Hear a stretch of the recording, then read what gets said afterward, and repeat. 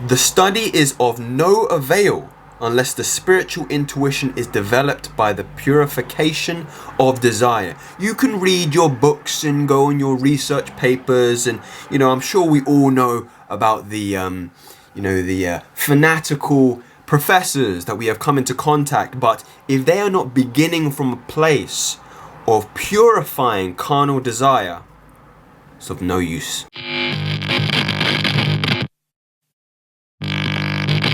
Welcome back, my friends. So I wanted to share with you something very interesting that I was reading in my new book, The Coiled Serpent. I recently did a video on this, but I came across this chapter that was intrinsically fascinating, and I thought I would share with you the occultist perspective on semen retention. Now, before I begin, let me preface this by saying that the occultist religion or philosophy, or whatever you want to call it, fundamentally bases its teachings somewhere between science and somewhere between spirituality. I like to think it maybe has one foot in both of these proverbial worlds. But I wanted to begin with a little analogy that opens up on this chapter, which kind of explains a little bit more of the rationality behind where these teachings are coming from. So we open the scene looking out on a beach, okay,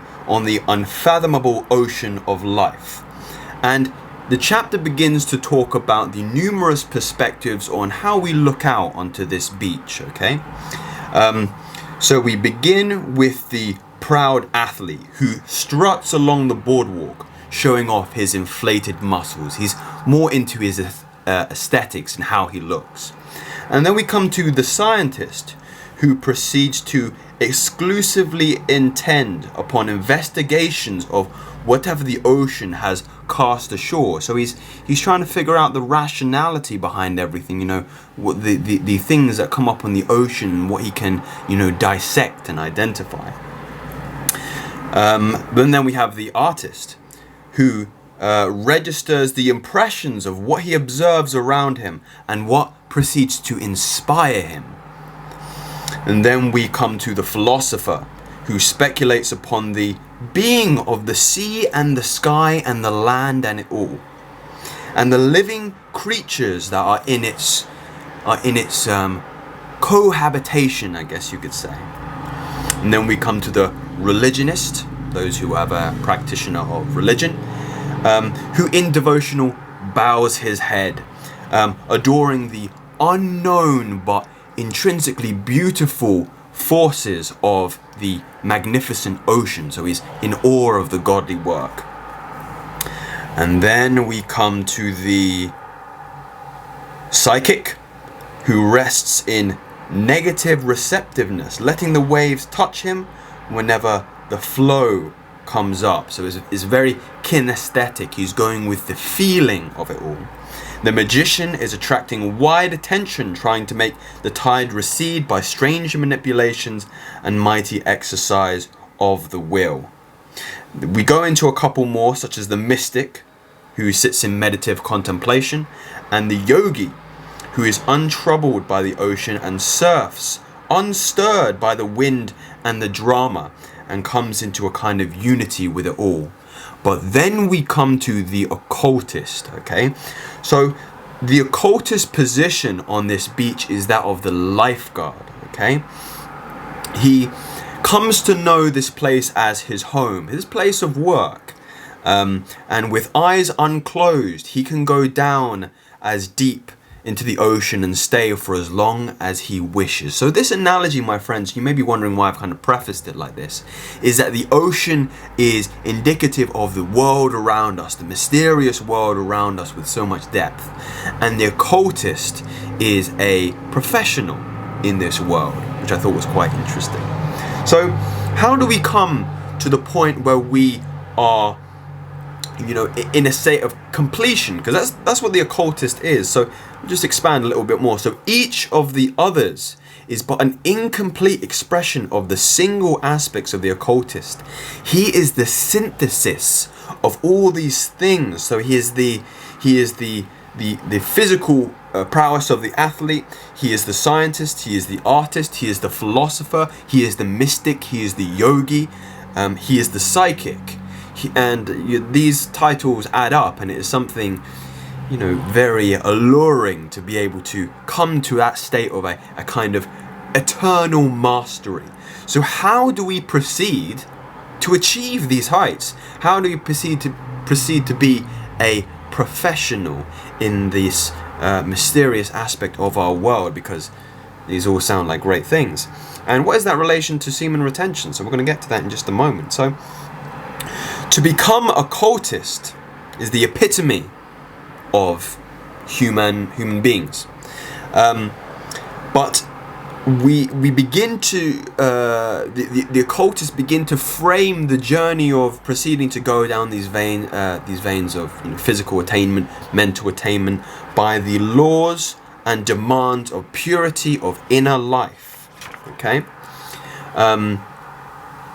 If you wish to come to the supreme state of your soul, you must purify both your mind and your body from all passions. And it says that for this reason, all training in occultism has a fundamental pillar in the ascetic. Okay, this is the renunciate. This is someone who again renounces all possessions and things, especially and more specifically here, carnal pleasure and desire.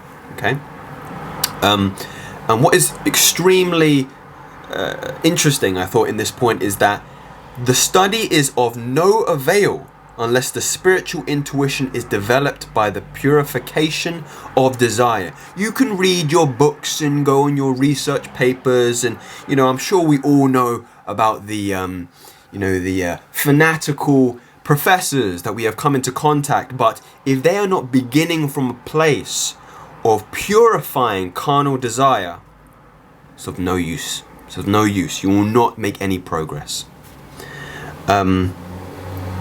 Just expanding again on that. So we have, only by the way of purification can the soul acquire the perfect knowledge of all things knowable. Therefore the passions are not to be indulged by him who seeks to know. Right. It is the reward of the conqueror who vanquishes the foes of his own nature that he has imparted to him the secret of knowledge. Again, just to reiterate, it is the stepping stone. It is you cannot begin to open the door and travel down the route of beginning to get a real grasp of this world if you're not first making that conscious step of purification, of renouncing carnal desire in sex and masturbation and all these things. Woe is to those who dabble in any form of occultist science without first overcoming the more important faults in their lower nature. So I spoke about this before. Your carnal desires, lust, is predicated on your lower nature. It's animalistic. It keeps you in your lower form. And we spoke about the uncoiled serpent, as this book is called, but the snake is indicative of your sexual energy, your prana, as it were, your life force. And if you are constantly spilling that out to sex addiction or pornography addiction, whatever the case may be, you're keeping yourself in your lower animal. Okay, you will not be able to bring that energy, that prana, up to the inception point where you can join with spirit. Okay, if you're always operating from that lower nature. Whoever, after having pledged himself to occultism, indulges in the gratification of terrestrial lust will feel the utmost immediate result of being dragged down from the impersonal divine state down to the lower plane of matter. Again, so I mentioned this again in a previous video, that sexuality is the antithesis of spirituality. Okay, sexuality is lower, spirit is higher. Okay, the world is governed by dualism, by opposites. If you are to have any kind of experience with its opposite and intrinsic other, we must transmute that opposite pole to the other. When you're cold, you want to be hot. If you want to get to a spiritual plane, you must subdue is the wrong word, but you must transmute the sexual to the spiritual. Okay, I'm just going to conclude on this chapter here. So the sooner the animal sexual affinities are given up, the sooner will come the manifestation of higher occult power. There can be harmonious evolution and progress be made, and then the consciousness of power in itself, the most exquisite joy, is unceasingly gratified in the progress upwards. Okay, infinite power to be impersonal, unselfishly, constructively used will then eventually become available to you. Is such a prize not worth the sacrifice of personality's self-indulgence? Really, really powerful, really, really interesting stuff, my friends. So to kind of conclude on that, we must realize that we have a unordinate, invaluable, unsurmountable ocean of power and knowledge and wisdom sitting at the base of our spine that is being wasted in carnal activities. And the occultists recognized this from early on. They actually said, in fact, your journey of spirituality, of enlightenment, of again being that professional lifeguard in the ocean of the world, cannot even be walked through. You can't walk through the door to start your journey unless you have self-mastery over the animal. Okay, something really important to meditate on, my friends. I really hope you found something valuable in this afternoon's video. If you subscribe to anything of what I have said here, if you have some questions for me, maybe even some knowledge from any individuals that are more well versed in occultism, I would love to hear your comments. But again, if you subscribe to that, subscribe to me, my friends. You're in good company here, and I will see you very soon.